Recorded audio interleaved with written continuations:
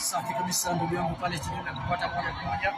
Niko hapa katika maeneo ya Chepkoya katika kaunti ya Kericho, katika kata ndogo ya Aina Moi ambao Waadventista wa Sabato wamekita kambi katika maeneo haya kwa siku 10 mtawalia. Kumbuka walikuwa wanasema kwamba watabaki hapa siku 10 ili kutupa ujumbe wa Roho Mtakatifu.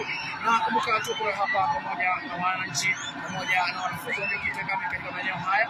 Ndugu yangu kiasi kwa majina mtakatifu ile ambacho ambao mtazamo wao ama mtazamo wako katika kambi hili ni gani? Jina langu naitwa Sancho Kule na nimekuwa siku ya Tanzania na ile ulioweza kusikia kwamba mtazamo wangu kuhusu ninaona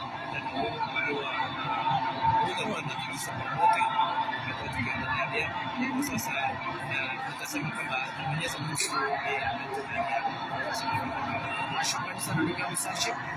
Ninapokuuliza maswali mawili matatu hivi, swali la pili ni kwamba je, unapatizo katika kambi hili ama ulikuwa safi kabisa bila salama? Je, hali ya usalama tunaweza kuongelea kuhusu tatizo, na tatizo langu ni kwamba anaponiua unaleta tatizo kwa watu wengine, maana wengine wamekuwa bado na mambo ambayo hata kwa namna nyingine haijakuwa imejengwa kwa namna iliyonyoka, lakini kwa sasa tunaweza kusema kwamba siku ya leo tumekuwa na hali ya anga ambayo iko sawa kabisa, na hivyo basi hali pia ya usalama tunasema kwamba vyema, lakini kwa sasa hatuko mbaya pia. Shukrani sana ndugu yangu. Ninapokuta huyu kwa ambaye kwa